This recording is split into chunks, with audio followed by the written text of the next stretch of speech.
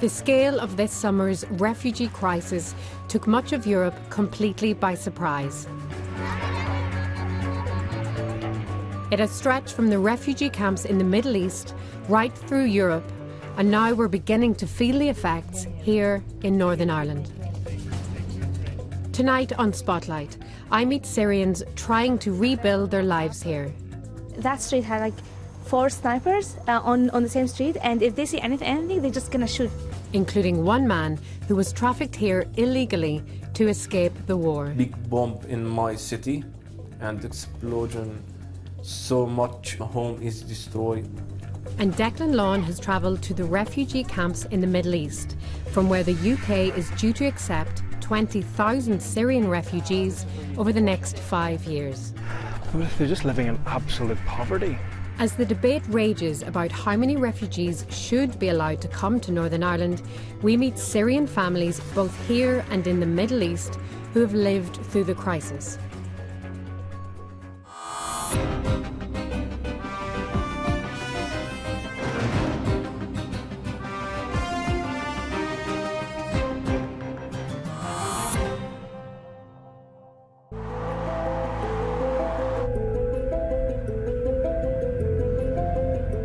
We're taking your calls right now on our top story on Talkback today. Are you worried? How best to respond to the refugee crisis is a question that has been dividing politicians here in Northern Ireland.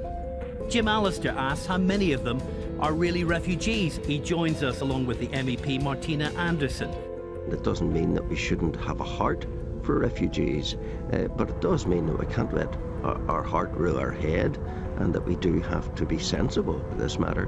The humanitarian response that we have had from across Ireland, England, Scotland and Wales and across Europe shows that the people are ahead of the politicians. The response from some ordinary people here has been loud and clear, like in this shop in Bangor. Can I throw this at you?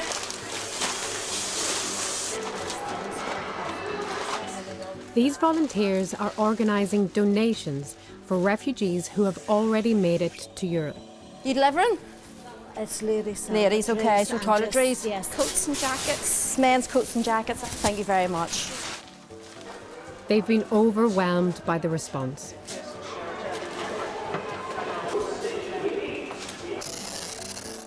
Some wee kids have done a wee, just a wee gift box for. So this is love from James. Just a wee shoebox, and there's a teddy and all in here. It's just really cute. Most of the donations are everyday basics. Scissors, deodorant, towels, shoes, men's coats and jackets.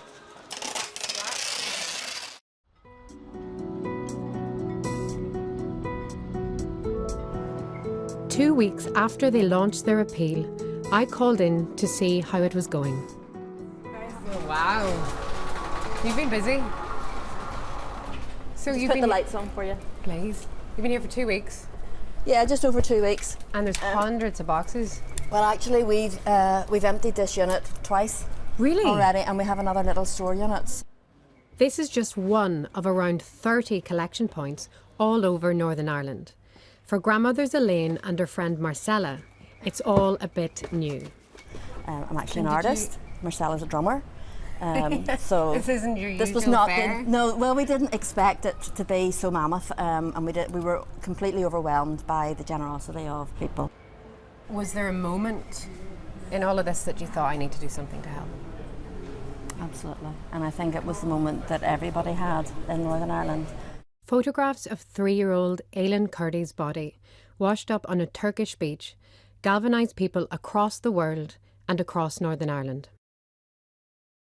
I have a 2-year-old grandson who is the light of my life, and the moment that I saw Aylin on the shores, it was just too much to bear.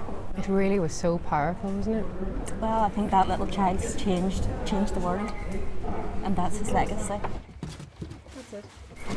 It's actually quite humbling to see just how much effort people have put in, and you know what they've brought to donate to people who are in need. I mean, they saw the same pictures on the news that we saw and took it as a call to action that whatever they could do, they were going to do it. And all of this stuff will go to France or Hungary or different parts of Europe.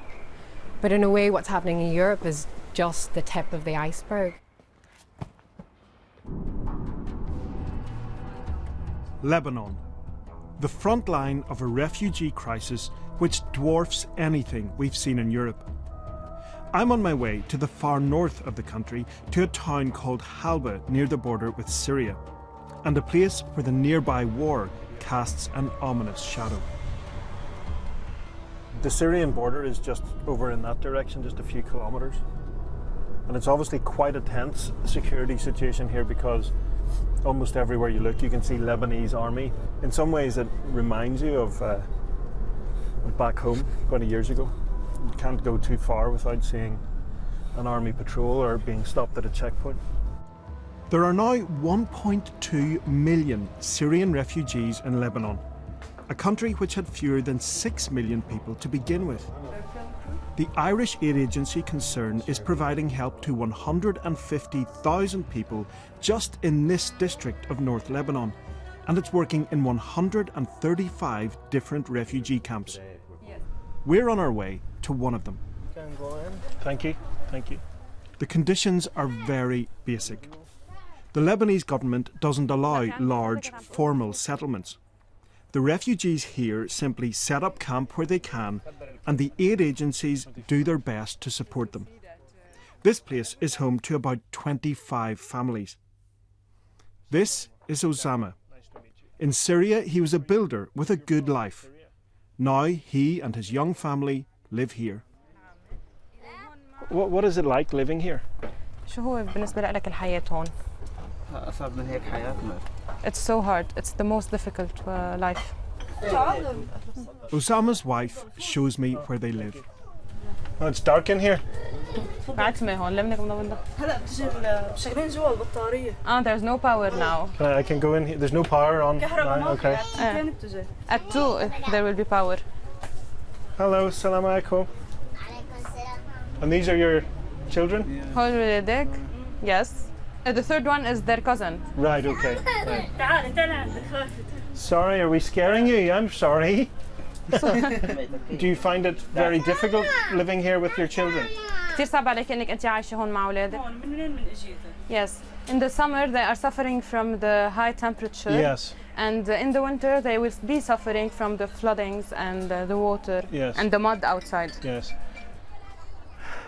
They're just living in absolute poverty, which for people who are former professionals, who own businesses, who own shops, it's just such an unbelievable change in their lives. Back in Syria, Abdul was a lawyer making a good living. Today, he and his family can barely afford to eat, and some of his children go barefoot. You cannot move. It's as if you are in a huge jail. It's from camps like these in countries neighbouring Syria that the UK is planning to accept 20,000 Syrian refugees over the next 5 years. I ask Abdul if he would consider going. He says he would only take his children legally with safe passage. So for now, these people are simply stuck. These guys are about the same age as my children. It's just unbelievably... Assalamu alaikum. Nice to meet you. Oh God, it's heartbreaking. Outside, 9-year-old Kasim shows me around. We don't share a common language, but in this place, we don't need to. So this is where the rats... Yeah, yeah. Do you play football? Yeah, you play football? Have you got a ball? All right. I've got a ball, but you have to share it with everyone, okay? Will we go and get it? Let's go and get the ball. I'll give it to you. But you must share it. Okay, come on, let's go. Okay, this is for you, okay? Yeah, that's for you and all your friends.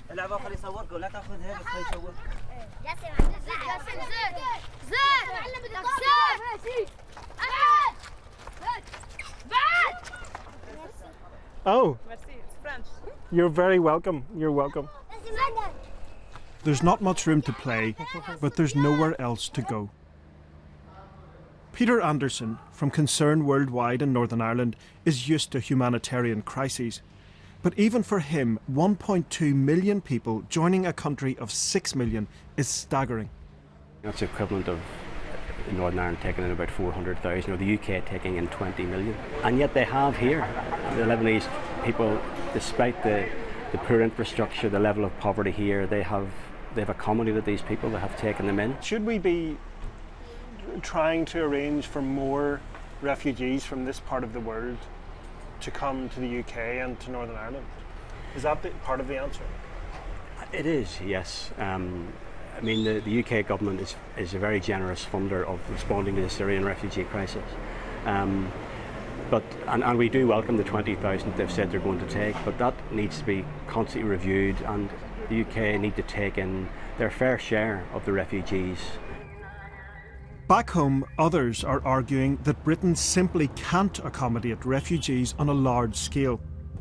The political debate is becoming about numbers and what responsibilities, if any, we have to people here. Meanwhile, Lebanon is teetering under an almost impossible weight.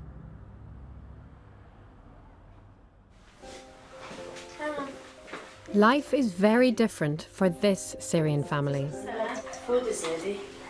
Let your sister in. Yes. They fled Aleppo 2 years ago and came to live in Northern Ireland. No, Dad. Oh, salad? Salad.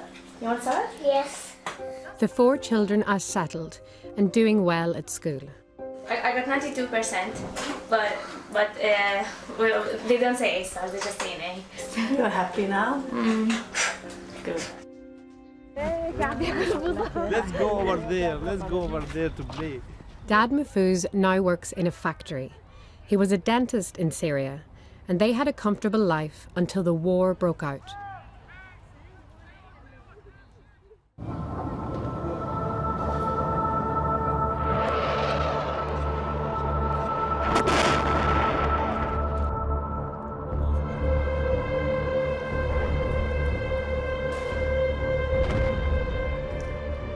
My husband, when he used to go to his surgery, it was very, very dangerous for him.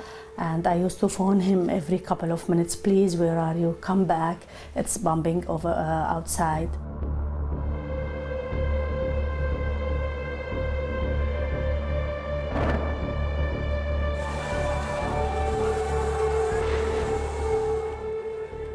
With no electricity and food and water in increasingly short supply, life became very difficult.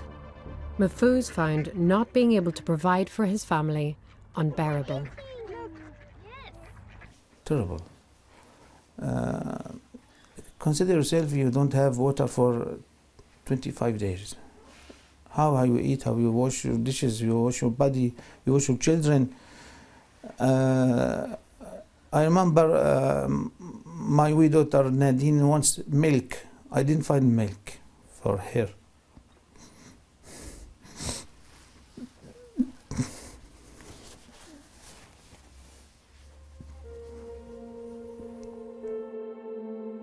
Those forced to flee the war ran the gauntlet of gunfire in streets like these. Our house was in the regime area, but was very close to the rebels' half, so it's almost like a touchline. Yeah. It was really dangerous, and lots of shells, snipers, gunfights. You know, how close to your house was it? How? The rebels' barracks or checkpoint was about 300 meters. The children missed a year of school as it was too dangerous to leave the house. Hamza was just 9 and his sister Salam 14 when the war started. Every 1 minute you hear boom. Yeah, bombing, yeah. Yeah, and every time you can't sleep. There's no way you can sleep. So at night you could hear the shelling and the snipers? Yeah, sometimes every maybe 1 week you hear a rocket firing. Yeah. Beside us was a facility for rocket launching. Yes. Like the snipers are quite far, a bit far away, but I can hear when he shoots, I can hear the sound, and it's. What's it like, the sound? It's like It's a sound of like shooting, but it's so loud, and after that you hear like something like going like the wind so is quick. whistling. Yeah, like whistles? Yeah, like a whistle. When the family decided to escape, they were luckier than most. The children's grandfather, Hamza, is Syrian, and their grandmother, Thelma, is from Belfast. They met in the 60s when he was studying at Queen's University. Their Belfast grandmother became their ticket to freedom. And my husband said to me that time, "You are the only winner card." While the bombing was going on around her, Abir rang the embassy every day to try to get passports for her family. I said, "We are in darkness, no water, no electricity, no nothing." She said, "Okay, Abir." And very big bombing was outside in my area. And she said, "What that's voice I hear?" I said, "That's bombing." She said, "Okay, Abir, leave now." I went very dangerous way. I will never ever forget that time. We were shaking. Me and my daughter, we were shaking. My mom told me like my face turned so yellow, like I was so frightened. 4 snipers in every direction, so we have to run as fast as you can for 5 kilometers. Yeah, it was 5 kilometers. It was like 1 kilometer, I think. But it felt so long. Right? So what was it? It was a road that you had? In streets across Aleppo, gunfire could come from any direction. This side of the street and that street had like 4 snipers on the same street, and if they see anything, they're just gonna shoot like anything. And my little girl on my hand, and the snipers everywhere. And my husband said, "Run, run." And I said, "I can't run, I'm still a woman carrying my daughter." And there is a good man, he said, "Give me the daughter." And he took the girl from my hand. We were very worried about my dad because he couldn't run quickly because he was like pushing the bag, and the sniper could shoot him at any time. My mom, every like 20 meters, "Where's your dad?" And when we got to the taxi and we were like, "Yay, we're out of here," and then the taxi told us, get in, there's still snipers watching you. he said, "No, you're still not safe. You just get in the car, close the door really quick, because we're gonna go as fast as we can."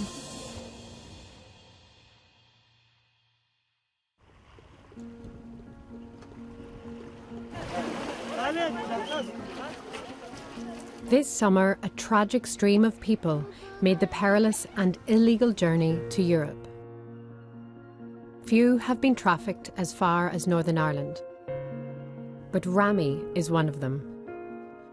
His wife and young children now live 3,000 miles away in Turkey, but they're never far from his thoughts.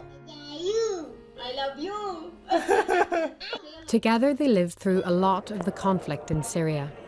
Big bomb in my city and explosion.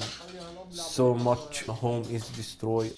This shell landed in his garden.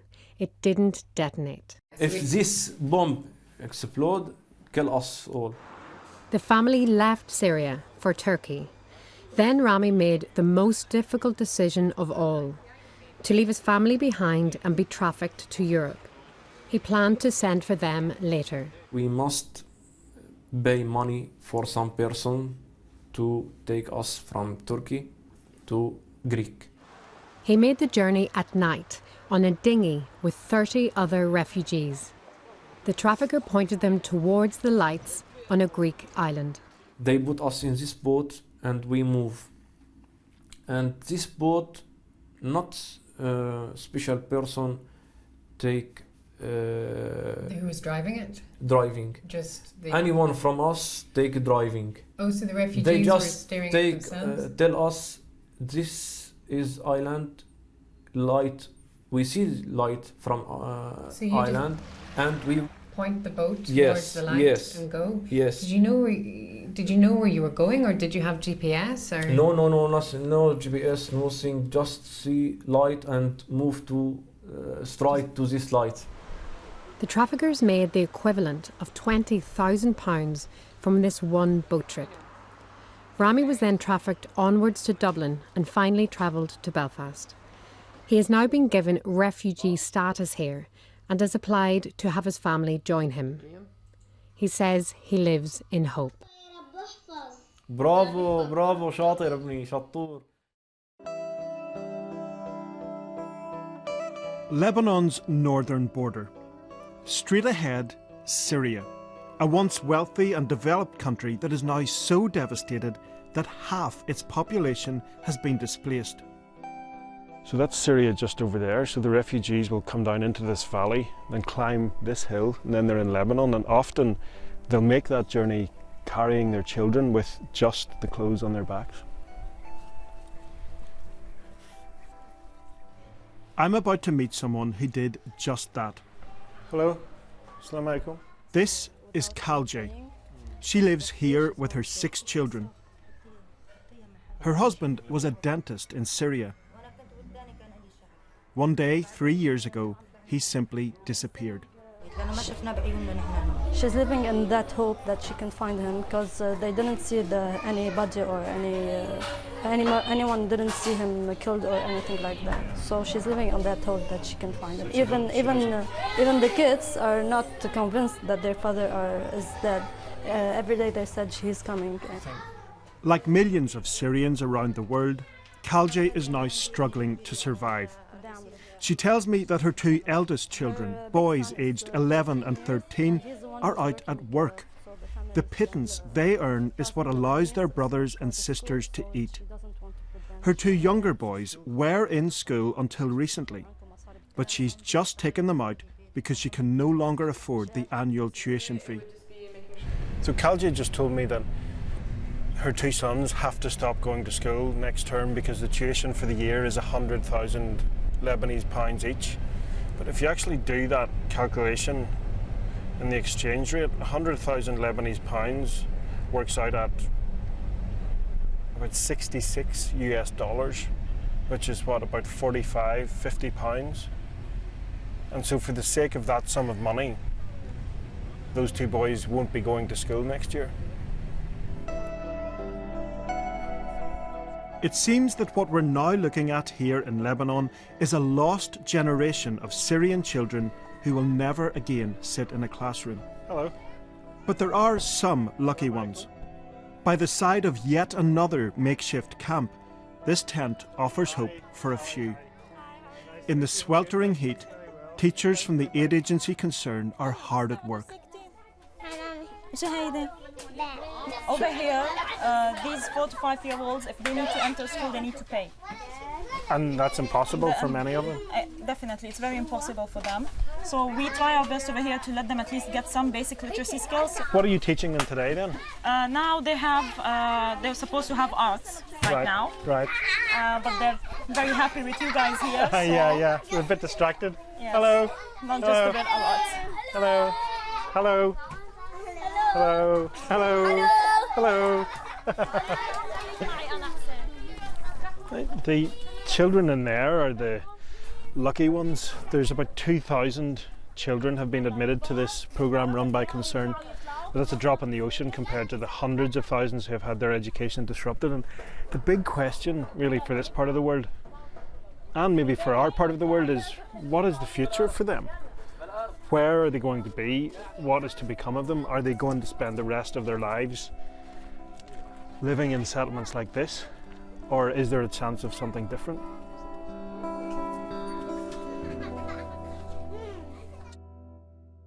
What do you do to yourself? A, B, C, D, E, F, G. 5-year-old Nadine is in P2 and is learning to read in English. V, W, X, Y, and Z. Big brother Isan is the eldest of the 4 children. For him, as an Arabic speaker, starting school in Northern Ireland was a big adjustment. Make it big, big, yeah. It was tough in the beginning for school, especially with different language. Well, you've got to translate everything.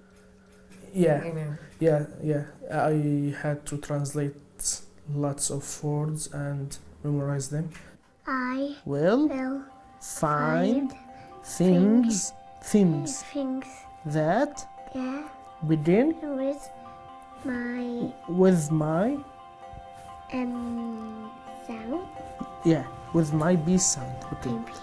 About a butterfly. And how did the kids find it, going to a class and everything's in English? And First of all, it was very difficult for them. So they need double time for their studies, but they could do it, and they got very good marks in their A levels. You're very proud? Yeah, thank God. So I know A, B, C, that I want to sing with me. Yeah, nice. Just 2 years after coming to Northern Ireland, Isan got 2 A stars and a B in his A levels. Hello, Jiddu. How are you? I'm fine, thank you. This month, he started at Queen's, the same university his Syrian grandfather Hamza went to in 1964. This is my Queen's. Yeah, it's nice. Isn't it lovely? Yeah, it's amazing. How different did you find it? It is very much the same. All these buildings and the quarters are exactly what they been 50 years ago. Yeah. Exactly. Hamza and his wife Thelma spent most of the past 50 years in Syria until the war forced them out of the country. It is a sad thing to leave your country after 50 years. What made it very, very happy occasion, although it's very sad, is you and your mother and your father are coming here and you are doing a course in Queen's.